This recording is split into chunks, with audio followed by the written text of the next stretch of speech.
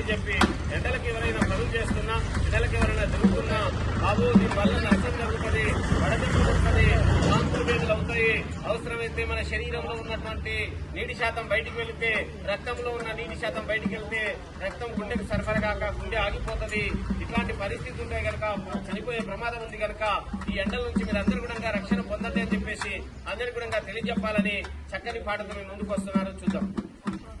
Cooler గాలి కన్నా ఆరు బయట హాయిరా, కూలరు గాలి కన్నా ఆరు బయట హాయిరా, కూలరు గాలి కన్నా ఆరు బయట హాయిరా, కూలరు గాలి కన్నా ఆరు బయట హాయిరా, ఫ్రిడ్జుల నీళ్ళ కన్నా కుండ నీళ్ళ మేలురా, ఫ్రిడ్జుల నీళ్ళ కన్నా కుండ నీళ్ళ మేలురా, అన్న మాయన్న అన్నావో రైతన్న, అన్న మాయన్న అన్నావో రైతన్న, అన్న రైతన్న అన్నావో కూలన్న, అన్న రైతన్న అన్నావో కూలన్న, ఒక్కసారి మా మాట ఆలకించి వినరన్న, కూలరు గాలి కన్నా ఆరు బయట హాయిరా, ఫ్రిడ్జుల నీళ్ళ కన్నా కుండ నీళ్ళ మేలురా.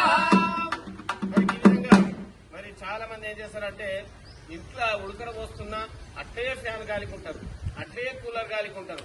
అలా కాకుండా మన ఇంటి ముందల ఆక్సిజన్ ఇచ్చేటటువంటి ఈ పచ్చని చెట్లు ఉన్నా కూడా అక్కడ వెళ్లి కూర్చోరు. కానీ చెట్ల కింద కూర్చోవడం వల్ల మనకు రకరకాలుగా మనకు ఆరోగ్యపరమైనటువంటి అవన్నీ కూడా మనకు దొరుకుతాయి కనుక చల్లని గాలి వస్తుంది, మంచి వాతావరణం ఉంటది. మరి ఆ విధంగా మీరందరూ కూడా కంపల్సరీగా చెట్ల కింద సేద తీరాలని చెప్పేసి సందర్భంగా గుర్తు చేస్తా ఉన్నాం. అదేవిధంగా ముఖ్యంగా ఇంకొకటి ఏంటంటే ఈ రోజు ఎండలు జాగ్రత్తగా ఉండండి, ఎండలు చాలా కొడుతున్నాయని చెప్పేసి మరొక పాటతో మీ ముందుకు వస్తున్నారు. చూద్దాం. జాగ్రత్త జాగ్రత్త గోరన్నా